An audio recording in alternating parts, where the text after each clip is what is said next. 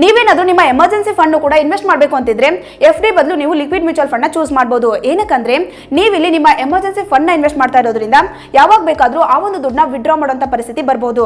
But FD ಅಲ್ಲಿ ಒಂದು fixed tenure ಇರೋದ್ರಿಂದ ಮೆಚುರಿಟಿ ಪೀರಿಯಡ್ ಗಿಂತ ಮುಂಚೆ ನೀವೇನಾದ್ರೂ ದುಡ್ಡನ್ನ ವಿಡ್ರಾ ಮಾಡಿದ್ರೆ ಪೆನಾಲ್ಟಿ ಕಟ್ಟಬೇಕಾಗುತ್ತೆ ಅಂಡ್ ಸಮ್ ಟೈಮ್ ನಿಮಗೆ ಬರುವಂತ ಇಂಟ್ರೆಸ್ಟ್ ಕೂಡ ರೆಡ್ಯೂಸ್ ಆಗಬಹುದು. ಬಟ್ ಈ ಲಿಕ್ವಿಡ್ ಮ್ಯೂಚುವಲ್ ಫಂಡ್ ಅಲ್ಲಿ ಏನಾಗುತ್ತೆ, ನಮ್ ದುಡ್ಡು short term debts and money market instrument ಅಲ್ಲಿ ಇನ್ವೆಸ್ಟ್ ಆಗುತ್ತೆ.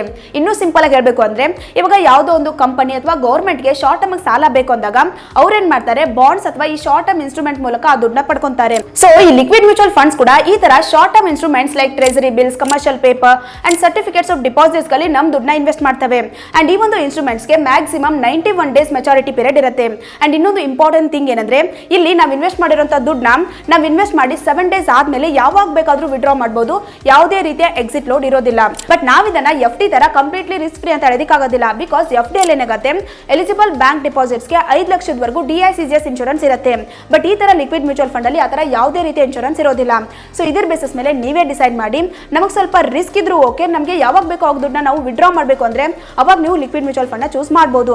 ಅಥವಾ ನಮಗೆ ಯಾವುದೇ ರೀತಿಯ ರಿಸ್ಕ್ ಬೇಡ, ನಮ್ ದುಡ್ಡು ಸೇಫ್ ಆಗಿದ್ದು ಒಂದು ರೀಸನೇಬಲ್ ರಿಟರ್ನ್ ಕೊಟ್ಟರೆ ಸಾಕು ಅಂತ ಇದ್ರೆ ಅವಾಗ ನೀವು ಎಫ್ಡಿ ನ ಚೂಸ್ ಮಾಡಬಹುದು.